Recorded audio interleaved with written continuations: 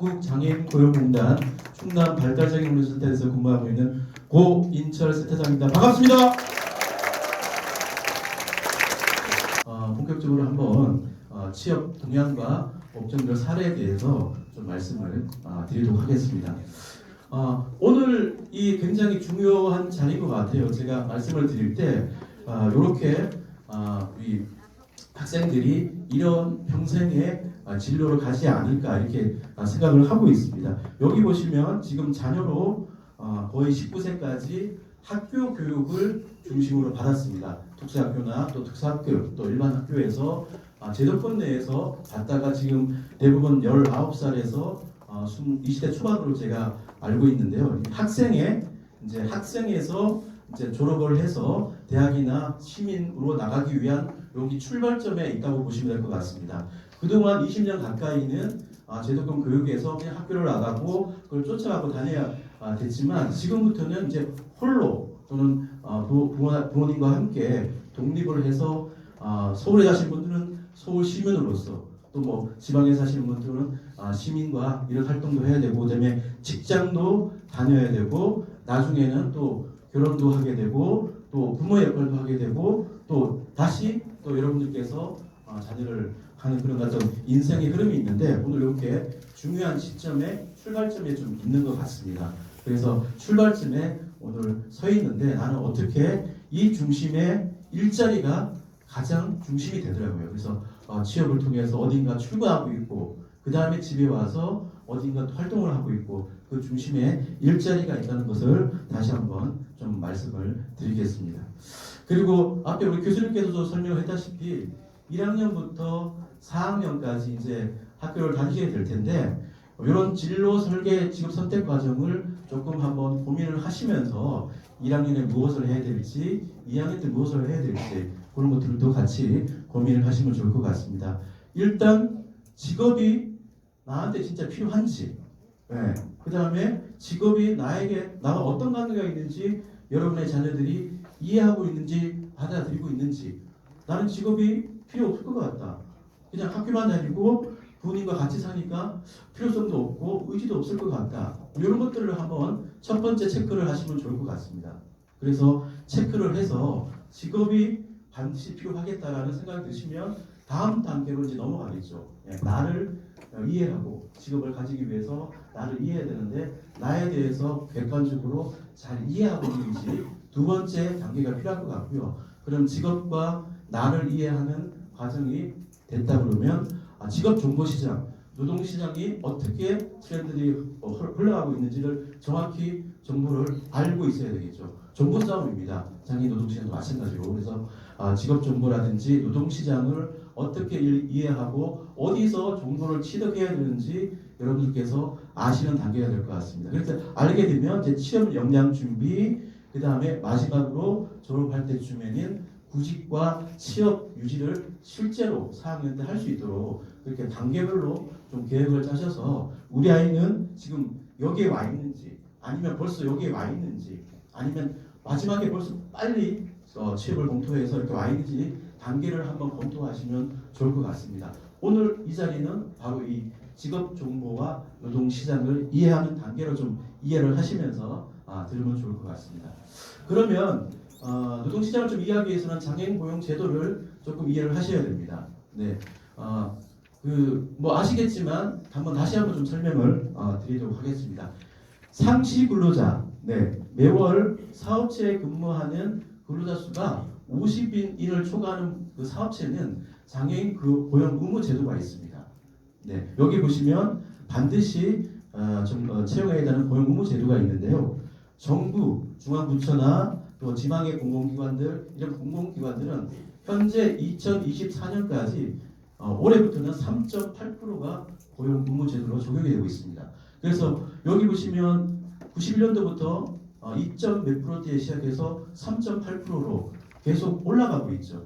저희 법률상에는 실제로 5%까지 장애인 고용 의무 제도를 할 수가 있습니다. 근데 시행령에서 아직 시장에서는 조금 과하지 않느냐. 그래서 3.8%로 유지하고 있습니다. 그래서 정부와 공공기관들은 특히 100명이라면 3명에서 4명은 반드시 고용을 해야 된다. 그런 의무제도가 있습니다. 그래서 고용을 하지 않으면 장애인 고용 부담금이라고 납부를 하게 됩니다. 민간도 마찬가지고요. 1년에 장애인 고용 부담금이 얼마나 거쳐질까요? 혹시 아시는 분? 네. 100억 수준일까요? 네, 한 7천억에서 8천억, 네, 9천억 정도 거쳐지고 있습니다.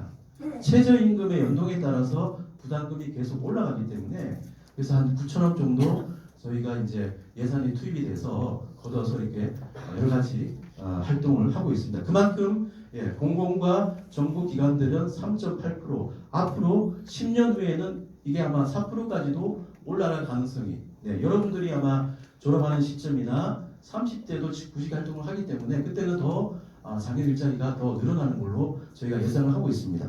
그리고 민간은 3.1% 정도 이렇게 유지를 하고 있습니다. 그래서 이렇게 좀 보시면 될 것 같고요. 10년 후에는 4% 이상으로 올라가지 않을까 그렇게 예상을 하고 있습니다. 그래서 장애인 관련된 일자리들은 앞으로도 계속 늘어날 거고 그렇게 이해를 하시게 되면 내가 현재는 준비가 안 됐지만 10년 후에는 내가 좀 더 좋은 일자리로 갈 수 있다 이렇게 예상을 하시면 될 것 같습니다. 그리고 이렇게 일자리가 많이 늘어나는데 장애인을 채용하고자 기업 입장에서 보면 장애인을 채용하려고 하는데 인력풀이 없어요. 뭐 이런 얘기들이 많이 나오고 있습니다. 네, 아무래도 뭐 기업체 입장에서 보면 능력이 우수하고 또 이런 좀 욕구들이 많이 있겠죠. 그래서 좀 불균형이 오긴 하지만 지금 현재는 장애인 노동 시장에서 특히 발달장애를 가지신 분들에 대한 그 취업을 희망하는 분도 많이 계시지만 사업체에서도 많이 희망을 하고 있습니다. 여기 보시면 지금 21년도에 보시면 파란색이 장애인 구 중에 지체장애인 분들이 대부분을 차지하고 계시는데 특히 10대에서 30세 이전 이 비율이 발달장애인 비율들이 거의 70% 가까이 차지하고 있습니다. 노동시장에서 젊은 층의 노동 그 인구를 가지신 분들 선호하는 건 똑같습니다. 그래서 발달장애인 분들의 비중이 워낙 높기 때문에 고령화되고 있는 지체장애인들보다는 젊은 층의 발달장애인 분들을 사업체에서도 최근 들어서는 많이 채용하고 있다 이렇게 보시면 될 것 같습니다. 그래서 이 비율은 조금 더 늘어나는 걸로 그래서 장애인 노동 시장에서도 지체장애인들이 고령화되고 있기 때문에 청년 발달장애인들의 일자리 비중이 또 중요성도 개선에 올라가는 걸로 이렇게 이해를 하시게 되면 전체적으로 장애인 노동 시장에서 우리 발달장애 가신 분들이 취업을 희망하는 곳에 취업할 확률이 많다. 이렇게 좀 이해를 해주시면 될 것 같습니다. 지금 그 전체 장애 유형 중에 지체장애인 분들이 경제활동 참가율이 한 50% 정도 되고 있습니다. 실제로 고용률도 그렇고요. 근데 발달장애인 분들은 아직 많이 증가는 되고 있지만 30% 미만으로 조금 작다. 그래서 지체장애에 비해서는 한 절반 정도. 그래서 앞으로도 계속 이 고용률은 이제 높아가는 그런 시점으로 될 것 같습니다. 그리고 실제로 연령별로 보면 여기 발달장애인 분들의 10대에서 30대 비율입니다. 30% 가까이. 전체 25만 명 중에 한 10만 명 정도가 10대에서 20대, 30대에 집중되어 있습니다. 그래서 그만큼 노동시장에서 발달장애인들이 더 많이 이렇게 젊은 층의 분들이 나고 있다고 이렇게 통계적으로 보고 있고요. 50세 이상은 도리어 다른 유형에 비해서는 10%밖에 안 되는 그런 구조를 갖고 있어서 여기에 계신 분들도 대부분 여기에 속하는 걸로 그렇게 좀 이해를 하시면 좋을 것 같습니다. 전체적인 현황을 좀 살펴봤고요. 실제로도 여기 보시면 이제 저희가 매년 50인 이상 사업체들은 1년에 한 번씩 장애인 채용 현황을 저희한테 신고를 하게끔 되어 있습니다. 50인 이상 모든 기업들은. 근데 여기 보시면 2011년도에 이건 50인 이상 대기업 사업체에 채용된 인원을 유형별로 나눈 겁니다. 2011년도에 지체장애인들이 대부분 많았습니다.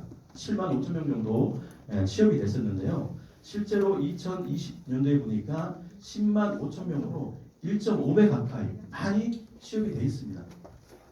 그리고 시각장애인, 청각장애인, 뇌병변 장애인들도 특히 지체장애에 비해서 2배 이상 굉장히 많이 증가가 되어 있습니다.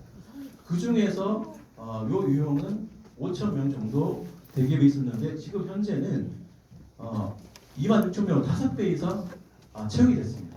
그래서 그만큼 아까 말씀드렸던 장애인 노동시장에서 이 유형의 비율이 급속도로 많이 증가를 하고 있습니다. 이 비율은 저희가 봤을 때는 10년 후에 2030년에는 훨씬 더 많이 증가가 되겠죠. 그러면 실제로 50인 이상 사업체에 한 2만 6천 명 정도가 채용이 되어 있으면 아까 8만 명에서 10만 명이겠죠. 그죠? 그러면 아마 2030년 정도에는 절반 가까이는 50인 이상의 대기업에 취업될 가능성이 아주 높다고 볼 수 있을 것 같습니다. 그래서 여러분들께서 준비만 되신다면 노동시장에서는 여러분들이 가야 될 곳들, 갈 수 있는 곳들이 훨씬 더 많으리라 이렇게 예상을 하고 있습니다. 그리고 50인 미만 중에 많이 취업되는 비율이 뭐 표준사업장이라든지 직업재활시설 들어보셨죠? 네네. 지역마다 다 있는데 10년도에 11년도에 한 456개소가 있는데 22년도에 거의 800것으로 정부의 지원 정책이 워낙 많다 보니까 2배 이상 증가됐습니다. 그래서 이용 인원도 12,000명에서 한 2만 명 정도 이렇게 증가가 됐고요. 특히 발달장애인 분들이 9,000명에서 16,000명 정도, 한 80% 이상, 2배 이상 가까이 증가가 됐습니다. 그래서 일반 50인 이상의 정부나 공무원이나 공공기관이나 대기업에 가시는 분들이 아마 한 3만 명 이상 정도 될 것 같으면 나머지 또 50인 미만의 조그만 직업재활시설 근로과업장에 가시는 비율이 한 16,000명에서 2만 명 정도 되겠죠. 아까 8만 명 안에 한 3만 명 정도는 대기업체, 그 다음에 직업재활시설이나 표준사업장, 근로보조합장에 한 2만 명 정도가 앞으로 채용이 되지 않을까. 그래서 우리의 학생들과 우리의 자녀들은 어느 쪽을 선택할지 한번 고민을 해보셔도 좋을 것 같습니다. 그래서 전체적인 장애인 노동 시장을 한번 통계를 통해서 한번 살펴봤습니다. 요거는 이제 지역별로 저희 이 통계 자료는 전체 장애인 노동 시장의 통계 자료는 아닙니다. 저희가 장애인 워크 투게더라고 저희가 시스템을 운영을 하고 있는 곳에 등록된 구직 자원분들입니다. 네, 그래서 여기 보시면 구인수, 사업체에서 실제로 뽑는 인원수가 대부분 아까 말씀드렸죠. 50 이상 사업체들은 저희한테 1년에 한 번씩 신고를 하고 있기 때문에 장애인을 구인하고자 하는 사업체는 저희 시스템에 반드시 등록을 해야 돼요. 네, 올려야 돼요. 물론 다른 곳에서도 그 채용 정보를 올리겠지만 저희 시스템에 대부분 올리게 됩니다. 각 지역마다 사업체들이. 그러면 한 10만 건 정도 구인수가 올라옵니다. 네, 전국적으로 보시면. 근데 그 중에서 실제로 구직 자원들, 저희 시스템에 등록된 구직 자원들은 한 7만 명 정도밖에 되지 않습니다. 그리고 여기 지역별로 보시면 서울이 여기 노란색이 이제 구인 인원, 직업을 취업을 희망하는 사업체 구인 인원이 한 2만 7천 명 정도. 서울이 굉장히 많습니다. 당연히 일자리 수도 많기 때문에. 그렇지만 실제로 구직 인원이 한 10,000명 정도밖에, 절반 3분의 1 정도밖에 안 되죠. 이렇게 보면 다 취업이 되지 않을까 이렇게 생각을 하는데 그렇다고 다 뽑지는 않습니다. 적정 인력이 맞아야 되기 때문에. 어쨌든 기회는 서울 쪽이나 경기는 거의 3만 명 정도 뽑고 있는데 실제로 저희 전산에 등록된 인원은 2만 명이 채 안 된다. 그렇게 보시면 이쪽 수도권 쪽이 굉장히 좀 기회가 맞는 게 확실하고요. 그 다음에 이제 세종 쪽이 조금 특이합니다. 아마 세종 쪽이나 지방 쪽에서 오신 분들이 계실 것 같은데 세종 쪽은 구인 인원이 거의 1,000명 가까이 되는데 구직 인원, 직업을 찾는 장애인 구직분들은 1,000명도 안 되고 한 300명 정도밖에 안 됩니다. 장애 인구가 적기도 하고 그 다음에 새롭게 도시가 생기다 보니까 등록 인구가 굉장히 작더라고요. 그래서 세종 쪽이나 대전에 계신 특히 세종 쪽은 많이 구인하지만 뽑기가 힘들다. 혹시 이쪽으로 이사할 계획이 있거나 그러면 제가 보기엔 세종도 괜찮을 것 같아요. 그 다음에 대전도 워낙 연구기관이나 또 공공기관이 워낙 많다 보니까 대전에서도 굉장히 많은 인력들을 뽑고 있는데 구직 인원들은 좀 작다. 이렇게 보시면 될 것 같습니다. 나머지 지역들은 구인 인원과 구직 인원이 거의 비슷하게 이렇게 보시면 될 것 같습니다. 그래서 수도권에 어쨌든 우리가 가고자 하는 사업체의 정보들이 3배 이상 있다. 그래서 내가 가려고 하는 사업체는 그만큼 많이 있다. 이렇게 이해를 하시면 될 것 같습니다. 요 자료를 참고해 주시고요. 유형별로 한번 보시겠습니다. 네. 지체장애인이 한 2만 명 최고 많겠죠. 그 다음에 이제 지적장애인분들과 그 다음에 자폐성 장애인분들이 한 2만 명 정도 저희 구직 인력풀에 등록이 되어 있습니다. 그럼 아까 제가 말씀드렸잖아요. 한 8만 명에서 10만 명 정도가 10대에서 30대에 있는데 실제로 저희 데이터베이스에 들어오는 분들은 2만 명 정도밖에 안 돼요. 그럼 나머지 8만 명 정도는 어딘가에 구직 활동을 전혀 하지 있거나 정보를 모른다고 볼 수밖에 없겠죠. 그래서 그러면 사업체에서 좋은 인력들이 많이 있는데 여기 등록을 안 하면 알아낼 방법이 없어요. 저희도 그래서 가능하시면 오늘 여러분들 여기 오셨으니까 워크투게더에 등록을 해 놓으시면 구직 정보라든지 자료서를 저희가 참고를 할 수 있기 때문에 그런 작업들도 그렇게 시작하는 것이 구직 활동의 시작을 볼 수 있을 것 같습니다. 그래서 개인정보 동의를 다 받아야 되기 때문에 그렇지 않으면 저희 시스템에 제가 등록이 되어 있지 않으면 누구에게 취업 정보를 전달할지를 모릅니다. 네. 그래서 오늘 안 돼 있다 그러면 한번 등록도 하시면 좋을 것 같고요. 그래서 사업체 취업 공고가 나오면 저희 데이터베이스에 개인정보 동의를 하신 분들에 한해서 서울 지역은 서울 지역의 어느 지역 등록된 분들을 추출해서 문자로 다 보냅니다. 네. 그리고 지방은 또 어떻게 보내고 예를 들면 뭐 충남 같으면 아산 지역에 공고가 나오면 아산에 등록된 분들을 저희 데이터베이스 추출해서 문자를 다 보내게 됩니다.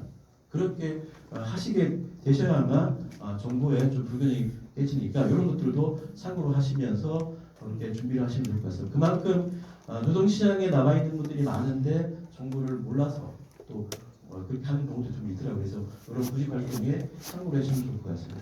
어쨌든 지금 해마다 등록 인원수들이 조금씩 증가하고 있습니다. 여기 아마 21년도가 조금씩 감소했다는 게 아마 코로나 때문에 그런 사람도 좀 있을 것 같습니다. 어쨌든 장기적으로는 이런 장애인과 구직 현황이 지체장애인과 또 발달장애인 중심으로 계속 데이터베이스도 증가되고 있다. 이렇게 이해를 하시면 좋을 것 같습니다. 근데 실제로 임금, 네. 이제 월급이 중요하잖아요. 그죠? 그래서 임금대를 보시면 생각보다 100만 원에서 한 200만 원 정도 거의 최저임금이 기준이 부인을 많이 하고 있습니다. 조금 이 부분은 좀 열악한 노동시장을 좀 보시면 좋을 것 같습니다. 대부분 다 사업체에서는 조금 안타까운 얘기지만 최저임금 수준으로 대부분 채용을 좀 하려고 한다. 물론 조금 거긴 이런 부분도 있긴 하지만 대부분 이 임금 구조 안에 부인 인원을 많이 하고 있고요.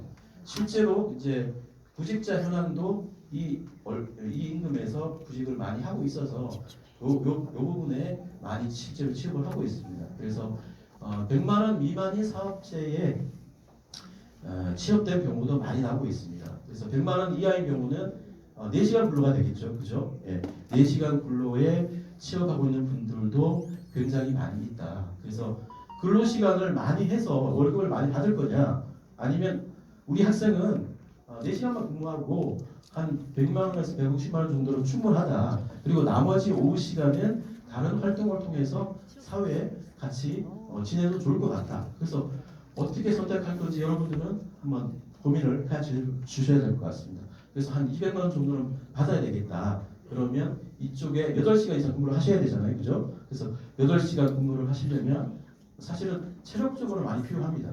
그래서 체력적인 부분, 건강에 대한 부분도 체크를 하시면서 우리 아이가 과연 8시간 하루 종일 물론 쉬는 시간이 있겠지만 근무가 가능한지 9시까지 출퇴근이 가능할지 이런 부분들도 한번 체크를 하시면서 좋을 것 같습니다. 그 다음에 조금 더 진행이 되면 한 250에서 250만 원 이상 정도.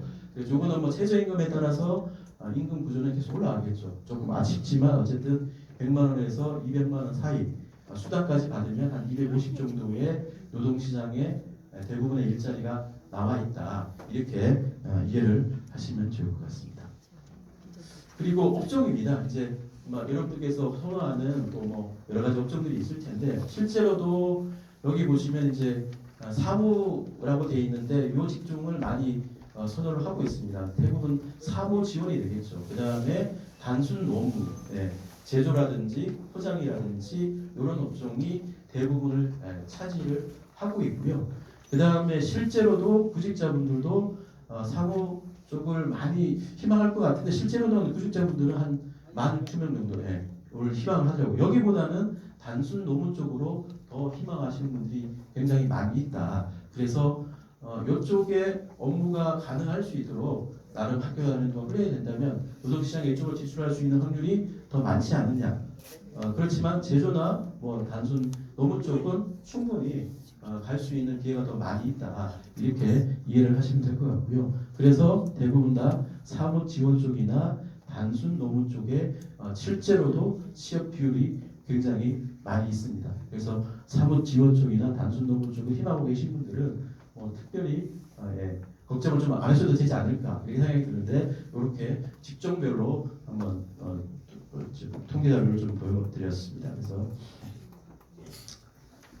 그다음에 규모로 제가 말씀을 드렸잖아요. 네, 300인 이상의 취업되는 비율이 굉장히 많이 있습니다. 300인 이상이면 굉장히 큰 규모의 업체인데요. 그리고 이제 50인 이상, 이 50인 이상들은 대부분 다 고용률 아까 고용 의무 사업체라고 제가 말씀을 드렸죠.